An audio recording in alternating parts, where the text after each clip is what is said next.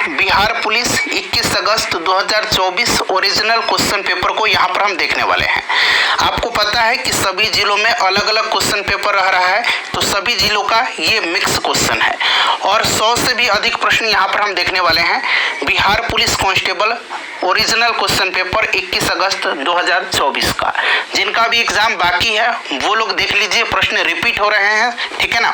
तो यहाँ से प्रश्न आपके एग्जाम में देखने को मिलेंगे और साथ ही साथ जिन्होंने एग्जाम दिया है वो लोग भी अपने आंसर मिला लीजिएगा।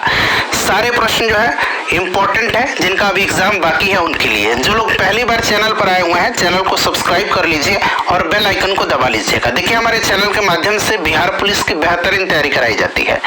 चलिए शुरू करते हैं सेशन। एक बार सभी लोग फटाफट इसको लाइक कर देंगे फ्रेंड्स, और इसका लिंक किसी भी एक ग्रुप में जहां कहीं भी आप हैं वहां पर इसको शेयर कर दीजिए।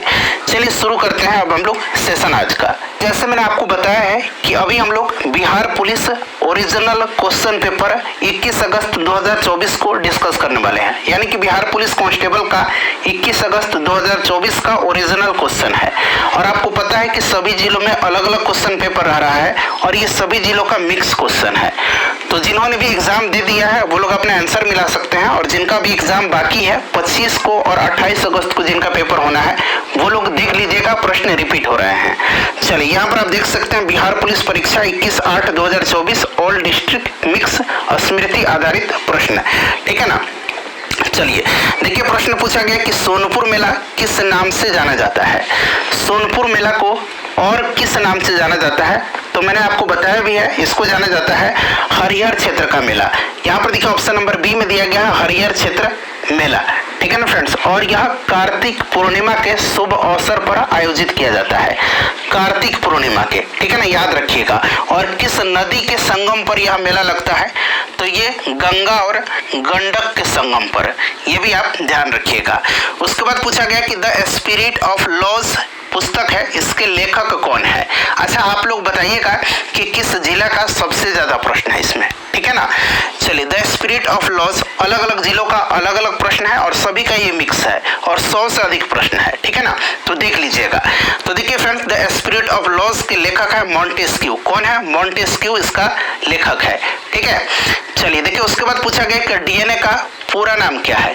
ये प्रश्न रिपीट भी हुआ है। डीएनए का आपको पता है डीऑक्सी राइबो न्यूक्लिक एसिड होता है, यहाँ पर आप देख सकते हैं ऑप्शन ए में है डीऑक्सी राइबो न्यूक्लिक एसिड, ठीक है ना। और आरएनए का होता है राइबो न्यूक्लिक एसिड होता है, क्लियर। चलिए उसके बाद देखिएगा कि पौधे में वृद्धि का हार्मोन कौन सा है। अच्छा एक प्रश्न पूछा जाता है कि पौधे में वृद्धि अवरोधक हार्मोन कौन सा है। अगर वृद्धि अवरोधक हार्मोन पूछेगा तब क्या बताइएगा, वृद्धि अवरोधक हार्मोन। तो वृद्धि अवरोधक हार्मोन जो है ये एब्सिसिक एसिड है, ठीक है ना। ये कौन सा है, तो ये एब्सिसिक एसिड है, एब्सिसिक एसिड। एब्सिसिक एसिड ये वृद्धि अवरोधक हार्मोन होता है। और यहाँ पर वृद्धि हार्मोन पूछा है तो फ्रेंड्स ये आपका ऑक्सिन होगा। कौन सा होगा, ऑक्सिन यहाँ पर आंसर हो जाएगा, ठीक है। चलिए साइटोकाइनिन कोशिका विभाजन में सहायक होता है। उसके बाद देखिएगा कि अंतर्राष्ट्रीय वित्तीय सेवा केंद्र का मुख्यालय कहाँ पर है। अंतर्राष्ट्रीय वित्तीय सेवा केंद्र का मुख्यालय कहाँ पर है, तो इसका हेडक्वार्टर गुजरात के गांधीनगर की गिफ्ट सिटी में है। कहाँ पर है, गिफ्ट सिटी, गुजरात का जो गिफ्ट सिटी है, ठीक है ना। तो यहाँ पर देखिए गुजरात दिया गया है। अच्छा ये प्रश्न बताइए कि किस जिला का है। प्रश्न था कि कबीर के गुरु कौन थे, तो आपको पता है रामानंद है, ठीक है ना। अच्छा स्वराज दल का गठन कहाँ पर हुआ था, ये पूछा गया था। या फिर एक और प्रश्न था कि स्वराज दल के गठन को स्वीकृति जो है कांग्रेस के किस अधिवेशन में मिली थी, तो गया अधिवेशन में, ठीक है ना, 1922 वाला। तो बताइएगा कि ये किस जिला का क्वेश्चन है। चलो उसके बाद देखिएगा कि रक्तचाप को नियंत्रित करने वाली ग्रंथि कौन सी है, ग्लैंड कौन सी है। तो रक्तचाप को नियंत्रित करने वाली ग्रंथि जो है ये एड्रिनल ग्लैंड है। कौन सा, ये एड्रिनल ग्रंथि है। चलिए उसके बाद पूछा गया कि भारत में किस प्रकार की प्रशासनिक व्यवस्था है। भारत में किस प्रकार की प्रशासनिक व्यवस्था है, तो देखिए भारत की बात करते हैं तो भारत में एकात्मक विशेषताओं वाली संघीय संसदीय शासन व्यवस्था है। तो यहाँ पर देखिए संघीय व्यवस्था दिया गया है, ठीक है ना। तो ऑप्शन यहाँ पर बी आंसर होगा। देखिए एकात्मक भी है, संघीय भी है, गणराज्य भी है और यहाँ पर अधिनायकवादी भी दिया गया है। तो मैंने बताया कि एकात्मक विशेषताओं वाली संघीय संसदीय व्यवस्था, ठीक है ना, संघीय व्यवस्था अर्थव्यवस्था यहाँ पर होगा। चलिए ऑप्शन में नहीं होगा ये वाला, यहाँ पर डाल दिया गया वैसे ही। चलिए भारत में चांदी का सबसे अधिक उत्पादन किस राज्य में होता है? तो सबसे ज्यादा चांदी का उत्पादन जो करता है ये कौन सा राज्य करता है? तो फ्रेंड्स ये राजस्थान करता है। तो यहाँ पर देखिए राजस्थान दिया गया ऑप्शन में, ठीक है ना। उसके बाद देखिए ये वाला प्रश्न है कि हिंदू पॉलिटी नामक पुस्तक के लेखक कौन है? हिंदू पॉलिटी नामक पुस्तक के लेखक कौन है? तो देखिए फ्रेंड्स इसको लिखा है काशी प्रसाद जायसवाल ने। काशी प्रसाद जायसवाल ने लिखा है, काशी प्रसाद जायसवाल ने लिखा है, ठीक है ना, हिंदू पॉलिटी नामक पुस्तक। तो ऑप्शन में तो काशी प्रसाद जायसवाल का कहीं भी नाम नहीं दिख रहा है, लेकिन आप याद रखिएगा काशी प्रसाद जायसवाल की पुस्तक है हिंदू पॉलिटी। चलिए उसके बाद देखिए अगला प्रश्न क्या है।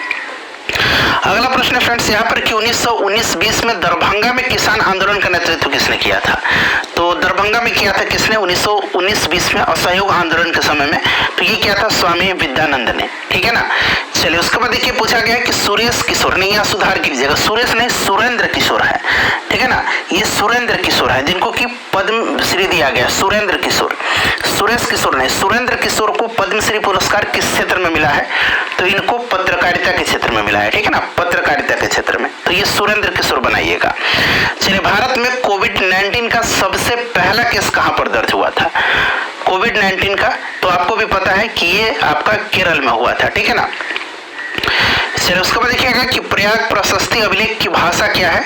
तो प्रयाग प्रशस्ति के लेखक हरिसेन है, ठीक है ना, समुद्रगुप्त के दरबारी कवि थे और ये संस्कृत में है, ठीक है, संस्कृत में है, ध्यान रखेंगे। अच्छा NH-44 किसको जोड़ता है? ये भारत का सबसे लंबा राष्ट्रीय राजमार्ग है NH-44, ध्यान रखिएगा। ये आपका उत्तर में श्रीनगर से लेकर के दक्षिण में कन्याकुमारी तक है, यानी कि ये आपका जम्मू से कन्याकुमारी तक, यहाँ श्रीनगर से ज्यादा बेटर होगा, श्रीनगर से कन्याकुमारी तक, ठीक है ना। चलिए 2011 के जनगणना के अनुसार भारत में सबसे कम महिला साक्षरता दर किस राज्य की है? सबसे कम महिला साक्षरता दर तो ये आपका राजस्थान का है, ठीक है ना, राजस्थान। कल मैंने शायद गलती से मैंने आपको हरियाणा बता दिया था, मुझे लगा था कि सबसे लिंगानुपात में पूछा हुआ है, ठीक है ना, तो यहाँ पर राजस्थान होगा। उसके बाद देखिए ये वाला प्रश्न कि राज्य चुनाव आयोग का उल्लेख संविधान के किस अनुच्छेद में है? राज्य, यहाँ पर देखिए ये वाला है, राज्य चुनाव आयोग का उल्लेख संविधान के किस अनुच्छेद में है?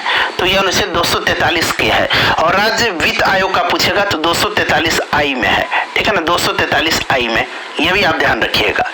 चलिए उसके बाद पूछा गया है, यहाँ पर प्रश्न है कि भूतकाल के कितने भेद होते हैं? भूतकाल के कितने भेद होते हैं? तो भूतकाल के 6 भेद हैं, ठीक है ना, यहाँ पर 6 दिया गया, ऑप्शन सी में देख लीजिएगा, भूतकाल के 6 भेद हैं, ठीक है, 6 भेद हैं। कौन कौन से? तो मैं आपको बताता हूँ। सामान्य भूतकाल, आसन्न भूतकाल, अपूर्ण भूतकाल, पूर्ण भूतकाल, संदिग्ध भूतकाल और हेतु मद भूतकाल, ठीक है ना। चलो उसके बाद देखिएगा कि अध्यादेश संविधान के किस अनुच्छेद के अंतर्गत जारी किया जाता है?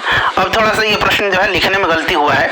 देखिए अगर राष्ट्रपति को अध्यादेश जारी करने की शक्ति पूछा जाएगा तो ये आर्टिकल 123 में है, ठीक है ना। अगर राज्यपाल का वहीं पूछ ले तो राज्यपाल का 213 में है, राज्यपाल का 213 में है, ठीक है ना। तो प्रश्न इस तरह से होना चाहिए था, अगर राष्ट्रपति पूछेगा तो 130, राज्यपाल पूछेगा तो 213, ठीक है।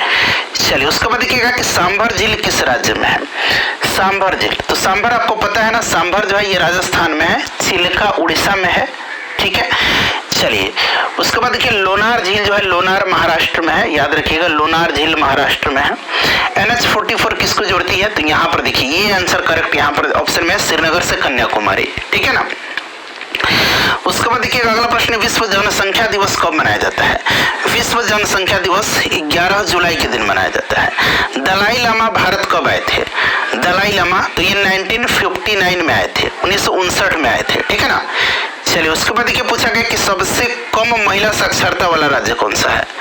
तो अभी मैंने आपको बता भी दिया था। इनमें से कौन 2024 में प्रोटेम स्पीकर बनाए गए थे? 2024 में प्रोटेम स्पीकर तो ये भर्तृहरि महताब हैं, प्रोटेम स्पीकर की नियुक्ति राष्ट्रपति करते हैं, ठीक है ना। सबसे ज्यादा गरीब राज्य पूछा गया कौन सा है? तो देखिए फ्रेंड्स अभी बहुआयामी गरीबी सूचकांक जो 2023 वाला रिपोर्ट था उसके अनुसार सबसे ज्यादा गरीबी बिहार में है, और गरीबी जो है यहाँ पर कितना फीसद है? तो 26.95% है, ठीक है ना। मैं आंकड़ा भी आपको बता रहा हूँ। और दूसरा स्थान पर मेघालय है, तीसरा स्थान पर झारखंड है, ठीक है ना। देखिए ताजमहल किसने बनवाया था, ये प्रश्न है। तो ताजमहल शाहजहां ने बनवाया था, आपको भी पता है, और वास्तुकार इसका पूछ लिया गया है बिहार पुलिस में, उस्ताद अहमद लाहौरी, ठीक है ना। इनमें से कौन कालिदास की रचना नहीं है? तो देखिए अभिज्ञान शकुंतलम है, रघुवंशम है, मेघदूतम है, ठीक है ना, ऋतु संहारम भी है, गीता यहाँ पर नहीं होगा। चलिए उसके बाद देखिए अगला प्रश्न पूछा गया है कि प्रयाग प्रशस्ति किस भाषा में लिखा गया था? तो मैंने आपको बता ही दिया, हरिशन की है ये, और ये संस्कृत में है। भीमराव अंबेडकर जी का जन्म पूछा गया है। देखिए भीमराव अंबेडकर जी का जन्म जो हुआ था ये आपका हुआ था 14 अप्रैल 1891 को, और इनको भारत रत्न दिया गया था 1990 में, ये भी आप ध्यान रखिए 1990 में। चलिए उपराष्ट्रपति को हटाने का प्रस्ताव कहाँ पेश किया जाता है? किसको? उपराष्ट्रपति को, ध्यान रखिएगा, उपराष्ट्रपति को हटाने का प्रस्ताव कहाँ पास किया जाता है? तो देखिए उपराष्ट्रपति को राज्यसभा के एक प्रस्ताव द्वारा पद से हटाया जा सकता है, जो कि उस समय उपस्थित सदस्यों के बहुमत से पारित होता है, साथ ही लोकसभा की भी सहमति उस पर आवश्यक होती है। तो वैसे तो यहाँ पर राज्यसभा आंसर होगा, ठीक है ना। चलिए कोशिका का सिद्धांत किसने दिया था? तो स्लाइडन और स्वान ने दिया था कोशिका का सिद्धांत, ठीक है ना। कोशिका की खोज रॉबर्ट हुक ने किया था। चलिए जीवित कोशिका की खोज पूछा गया था, किसने किया था? जरा आप बता दीजिएगा, मैंने बताया हुआ है। चलिए राज्य चुनाव आयोग का उल्लेख संविधान के किस आर्टिकल में हो गया है? 243 के, और राज्य वित्त आयोग का 243 आई में, दोनों ध्यान रखिए। चलिए 58वां ज्ञानपीठ पुरस्कार किसे मिला है? 58वां ज्ञानपीठ पुरस्कार तो ये गुलजार को दिया गया है और भद्राचार्य को, राम भद्राचार्य को, ठीक है ना, याद रखिएगा। क्रम पूछा था शायद कि कौन सा ज्ञानपीठ